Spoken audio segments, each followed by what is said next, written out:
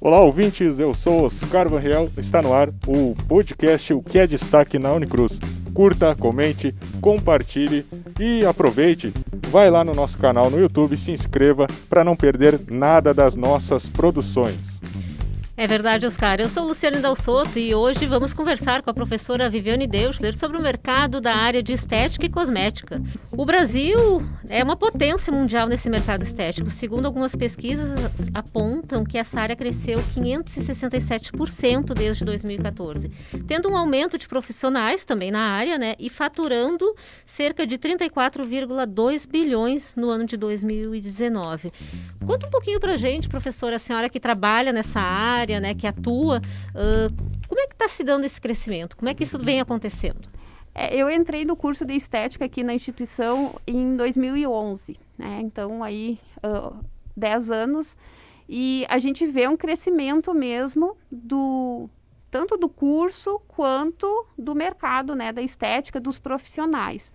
Então, a gente, no início, não tínhamos tantas publicações científicas, não tínhamos tantas comprovações de que os procedimentos realmente eram eficazes, mas nesses últimos anos a gente vê que essa questão da comprovação científica ela tem aumentado bastante. Então, acho que isso é uma grande tendência, né, do mercado aí de estética para os próximos anos, é um consumo da estética e até dos produtos cosméticos de forma mais racionalizada, de forma mais inteligente, mais consciente, tanto pelo consumidor, né, os pacientes, os clientes, quanto pelos profissionais também. Então, a estética ela está indo assim para um caminho de que o profissional ele tem que fazer um raciocínio clínico em cima daquela disfunção estética e pensar num protocolo de tratamento personalizado, individualizado para aquele paciente. Então, no início a gente tinha mais aqueles protocolos prontos, né? E que o profissional seguia aquele protocolo. E hoje isso mudou bastante, porque a gente já entende, então, que as pessoas, né, são individuais, que elas merecem um tratamento mais personalizado, e a gente tem mais subsídios para pensar nesses protocolos mais direcionados exatamente para aquela especificidade do paciente. Bem legal, bem legal. E, professora, tu achas que essa questão do crescimento, né, todos esses dados que a Lu comentou, né, o Brasil ele se coloca entre terceiro e quarto país que mais consome produtos e que, né, se utiliza de procedimentos estéticos, vem de uma mudança de pensamento em que a população, a sociedade, enfim, começou a pensar não como algo fútil, mas também algo que melhora o bem-estar, melhora a autoestima, melhora a própria saúde, cuidando dessa parte?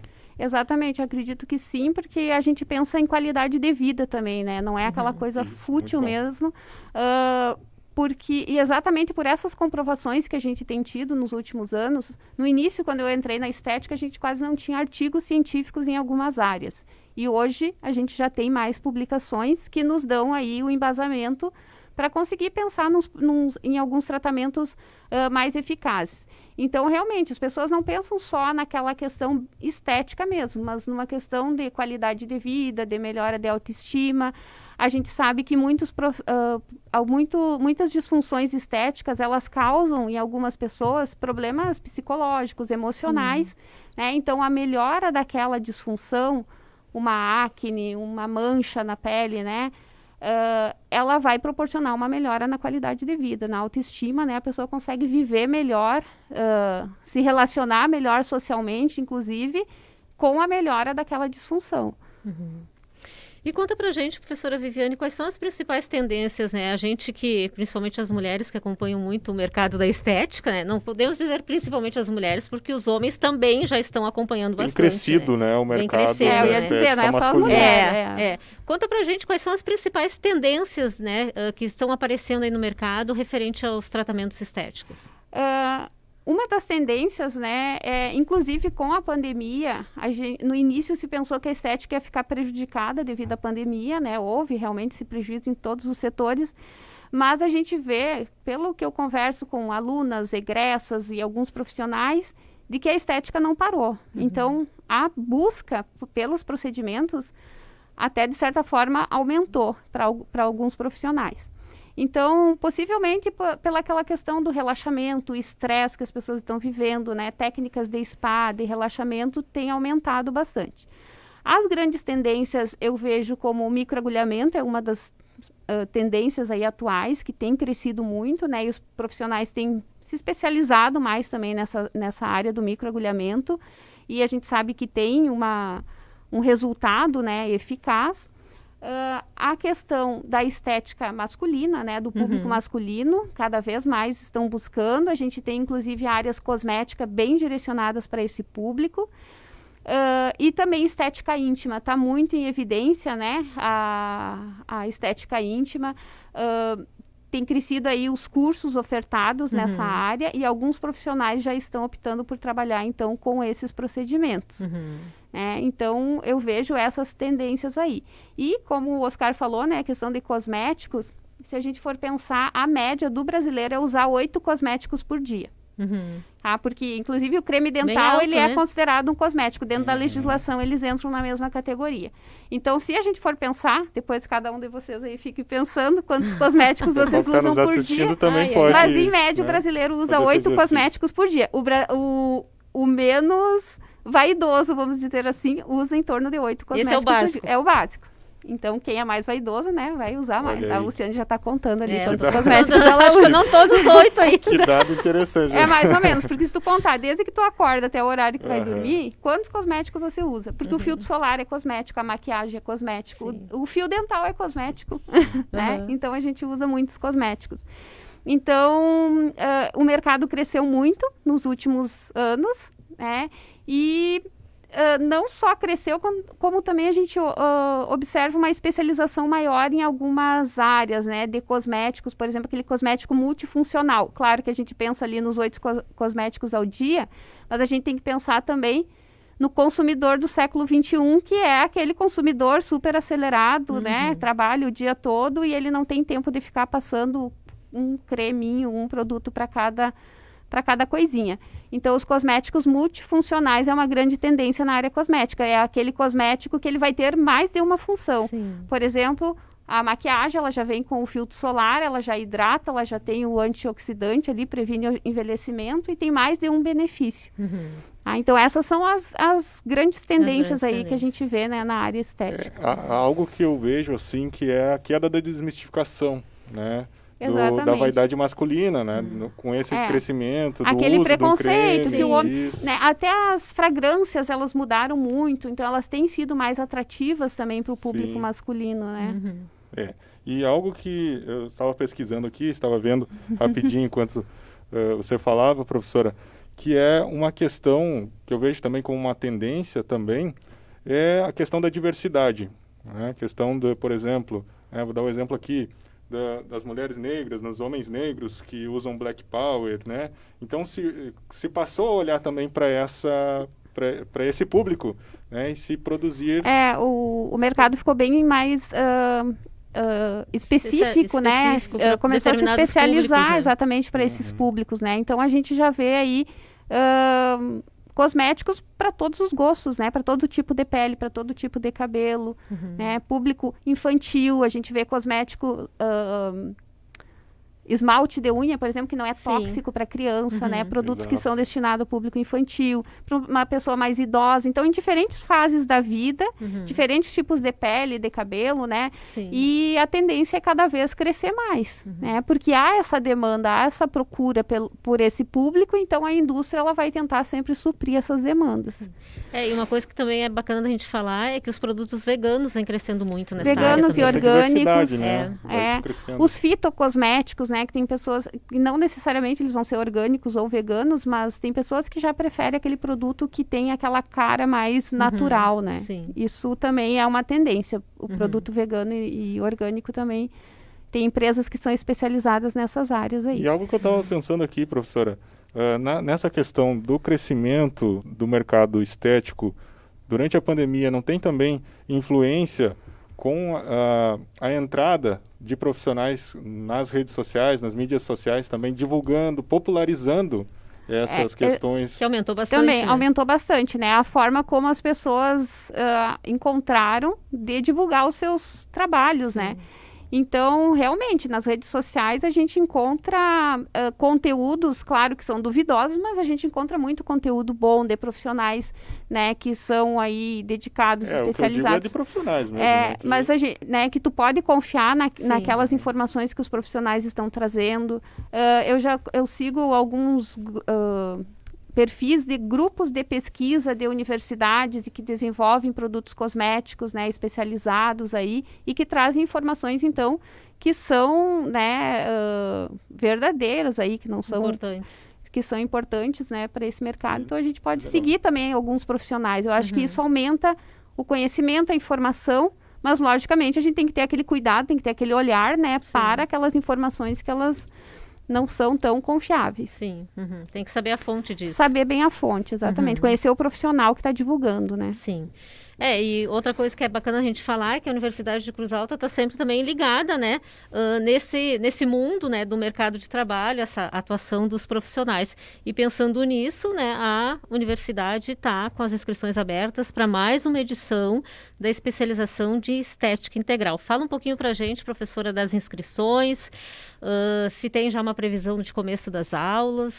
Então a gente tem, a primeira turma está em andamento ainda, até esse fim de semana agora a gente tem aula na pós, e assim, a gente considera que foi um sucesso essa primeira turma. Nós já tínhamos uma lista de espera, né, de alguns profissionais, então durante todo esse período, eu, que sou a coordenadora, juntamente com a professora Dinara Hansen, a gente sempre recebeu aí solicitações de informações a respeito da segunda turma. Então, achamos, né, por bem lançar aí a segunda edição da especialização em Estética Integral. As inscrições vão até o dia 23 de julho. E pode ser feita pelo site, né, da universidade. A gente tem a página lá na pós-graduação. Entra especificamente na página da especialização em Estética Integral. Lá tem todas as informações sobre grade curricular, né, sobre as aulas, sobre os valores, os documentos necessários para fazer a inscrição, né, porque são destinados somente a profissionais já graduados.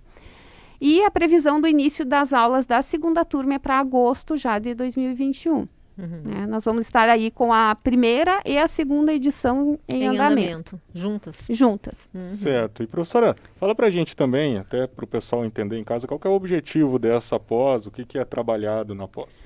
Essa pós, então, como ela tem esse nome, né, Estética Integral, é para a gente pensar assim numa estética como um todo. Ela não é específica, porque a gente vê algumas especializações, por exemplo, que ela é só dos procedimentos invasivos, minimamente invasivos, né, para a área aí dos biomédicos, farmacêuticos, enfermeiros.